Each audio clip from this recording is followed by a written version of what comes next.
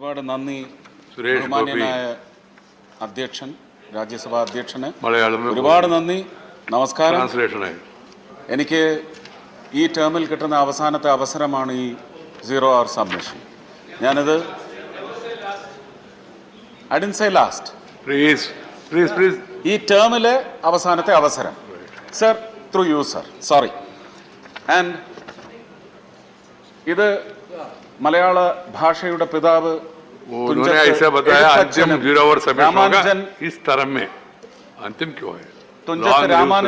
എഴുത്തച്ഛനും കലക്കത്ത് കുഞ്ചൻ നമ്പ്യാർക്കും സമർപ്പണമായി അവരുടെ പാതാരവിന്ദങ്ങളിൽ നമസ്കരിച്ചുകൊണ്ട് എൻ്റെ മാതാപിതാക്കളെയും ഗുരുക്കന്മാരെയും നല്ലവരായ മലയാളികളെയും അവരുടെ സമർപ്പണമായി ഈ നിവേദനം ഞാൻ കേന്ദ്ര വനം വന്യജീവി വകുപ്പ് മന്ത്രിക്ക് മുന്നിൽ സമർപ്പിക്കുകയാണ്.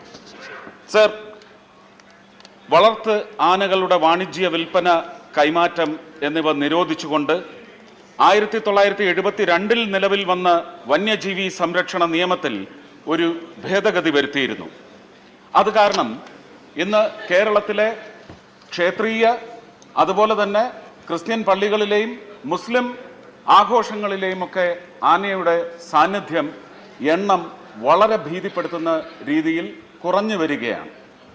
ഇത് ഒരുപക്ഷെ ആനകളെ ഉപദ്രവിക്കുന്ന, ആനകളെ അത്യധികമായി ചൂഷണം ചെയ്യുന്ന ഒരു പ്രവണത വളരെ മോശപ്പെട്ട രീതിയിൽ വളർന്നുകൊണ്ടിരിക്കുന്നു. അതിനുള്ള ഒരു പ്രതികരണമായി ആന സ്നേഹികൾ, മൃഗസ്നേഹികൾ മുന്നോട്ട് വയ്ക്കുന്ന ചില ഭീഷണികളെ അധിഷ്ഠിതമാക്കിയാണ് പല ഭേദഗതികളും മുന്നോട്ട് കൊണ്ടുവന്നിട്ടുള്ളത്. പക്ഷേ ഇതുപോലെയുള്ള ആനകളെ എഴുന്നള്ളിച്ചുള്ള തൃശ്ശൂർ പൂരം, തിരുവമ്പാടിയിൽ നിന്നും പാറമേക്കാവിൽ നിന്നും 15ഓളം ആനകൾ വീതം അലങ്കരിച്ച് ആദരവോടെ ആചാരപൂർവം ഇൻ പ്യുവർ റിച്വലിസ്റ്റിക് അറ്റ്മോസ്ഫിയർ ഒരു കോൺഗ്രിഗേഷൻ വന്ന് നിൽക്കുന്നതിൽ നിന്ന് എന്താണ് രാജ്യത്തിൻ്റെ എക്കണോമിക്സിലേക്കുള്ള ഒരു ട്രാൻസാക്ഷൻ എന്നുള്ളതും നമ്മൾ വ്യക്തമായി മനസ്സിലാക്കേണ്ടതാണ്. ആനകളുടെ എണ്ണം കുറയുന്നതനുസരിച്ച് ആനകൾ ഉള്ള ഇടങ്ങളിൽ നിന്ന് ട്രെയിലറിലും ലോറിയിലും കയറ്റി വളരെ മോശപ്പെട്ട അവസ്ഥയിൽ അതുങ്ങളെ കൊണ്ടുപോകുന്നതിലുള്ള ദ്രോഹം ഒഴിവാക്കാൻ ഞാൻ കേന്ദ്ര സർക്കാരിനോടും ബഹുമാന്യനായ പ്രധാനമന്ത്രിയോടും മലയാളികൾക്ക് വേണ്ടി മാത്രമല്ല ബീഹാറിലെ സോൻപൂർ മേള അടക്കമുള്ള വേദികൾക്ക് വേണ്ടി ഞാൻ അപേക്ഷിക്കുന്നു.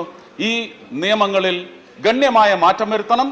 And also very strict, harsh, stringent rules to be put in place to control the owners of such domesticated elephants and also the mahouts who take care of them. Thank you very much, sir.